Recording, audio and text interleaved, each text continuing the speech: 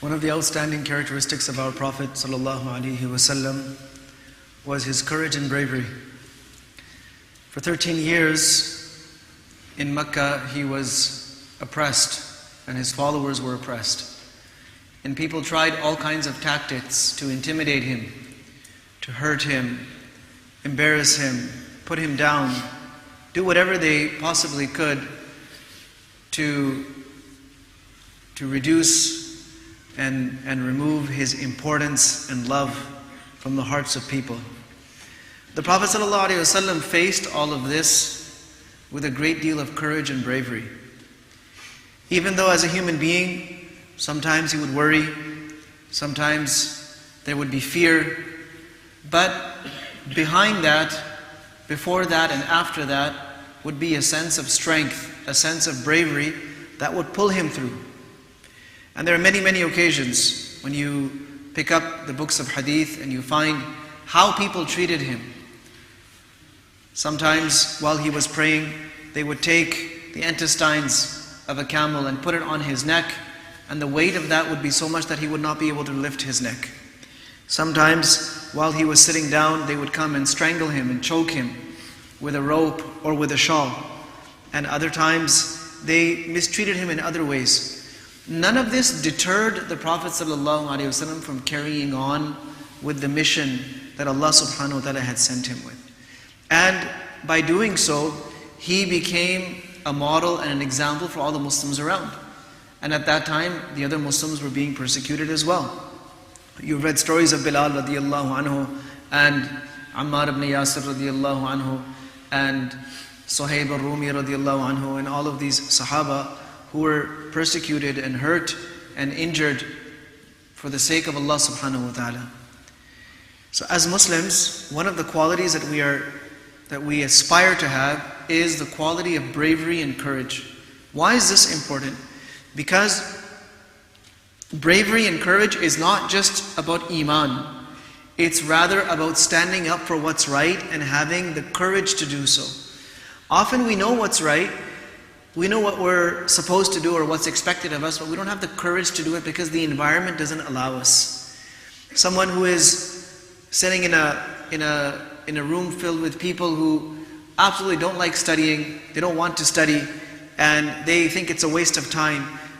But this person knows that this is really what I need to do right now, it's the right thing. For them to take out their books and start reading, it's actually a very courageous thing to do.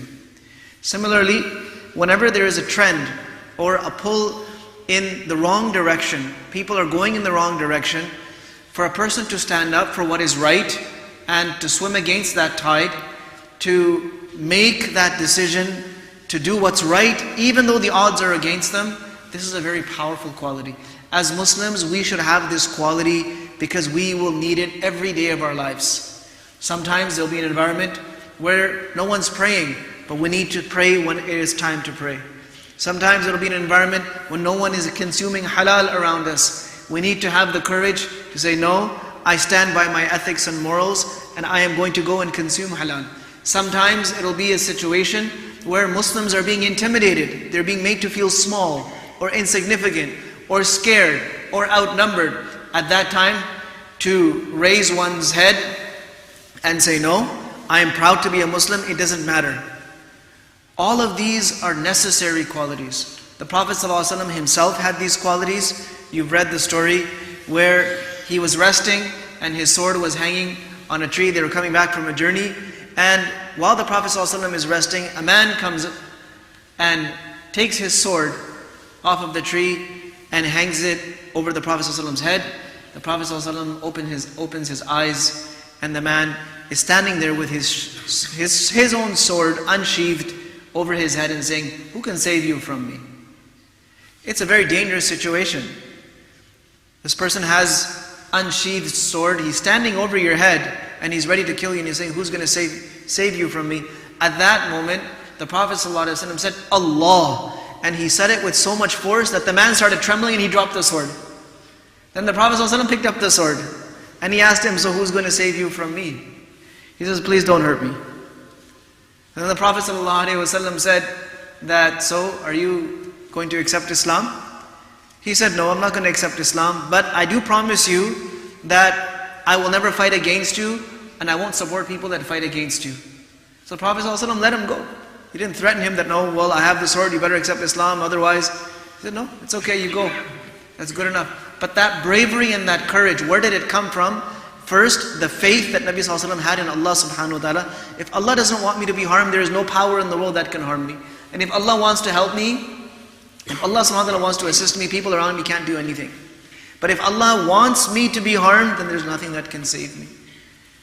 Once, in the battle of Khandaq, or the battle of Ahzab, when Medina was surrounded by these forces and they had to dig a trench just to stop the enemy from rushing into Medina, one of the bravest fighters of the Arabs, whose name was Amr ibn Abd Wud, he was one of the most seasoned and experienced fighters. Nobody could take him down. It is said about him that he could take on 100 men by himself. He was such a skilled swordsman and so skilled on his horse. He knew all the maneuvers. So this man was so gutsy that he actually crossed the trench with his horse. And he started insulting the Muslims. Look at you cowards. Is there anyone to challenge me? Is there anyone who can take me on? Is there anyone? So Ali radiallahu anhu wanted to stand up. The Prophet ﷺ said, no, you sit down. Then again he came and started challenging and making fun. Again Ali radiallahu anhu wanted to stand up and say, I'll take him on. The Prophet ﷺ said, no, because Ali radiallahu anhu was very young at that time and very inexperienced compared to this man. Then the third time, again when he mocked the Muslims and Ali radiallahu anhu wanted to stand up, the Prophet ﷺ said, look, he's Amr. So Ali radiallahu anhu said, so what if he's Amr? I'm Ali. Then the Prophet ﷺ didn't say anything. He let him go forward. So when Amr saw him, he started laughing. He said, I don't want to soil my sword with the blood of a child. So Ali radiallahu anhu got mad. He said, yeah, but I want to soil my sword with your blood. And he took him on. And that man swung his sword so hard that when Ali radiallahu anhu tried to block it with his shield, he pierced right through the shield and struck him on the head. But he didn't stop. Ali radiallahu anhu didn't stop. He recounted, he returned the blow, and in one shot he finished that man. This was bravery. Salama ibn al-Aqwa radiallahu anhu, very young sahabi, very quick on his feet. He was the fastest runner. No one could outrun him. He could outrun the fastest horse. And he was a master archer. He would not miss. When he saw that people have come into Medina and they've stolen the camels of Nabi sallallahu alaihi wasallam, there's a whole group of bandits. He chased after them single-handedly. He chased after them and he ran on foot. On foot after a group of people who were on horses and they all have weapons. But he was so fast and he fired his arrows from so many different places and so quickly, they thought that there's a whole army behind them. And they couldn't see who is it that's following us. Finally, he ran out of arrows. And he was tired also. And they had started cornering him. And they realized it's just one young man. But he still took them on. He said, look, if I shoot an arrow, you know I won't miss. And if I run after one of you, you know you can't escape me. And if you try to run after me, you know you can't catch me. Like this, he kept them locked in conversation until more people came, they helped him out, and then all of those men were arrested. The Prophet ﷺ was brave, and the Sahaba radiallahu anhum took this bravery. They were not cowards. A Muslim is not a coward. A Muslim is strong. A Muslim is confident. And a Muslim will do what it takes to stand up for what is right. The difference between being brave and being proud, or being arrogant, or being just daring, the difference between being daring and being courageous and brave, bravery counts. Bravery is used for a noble purpose when you're doing the right thing at the right time, even though the odds are against you.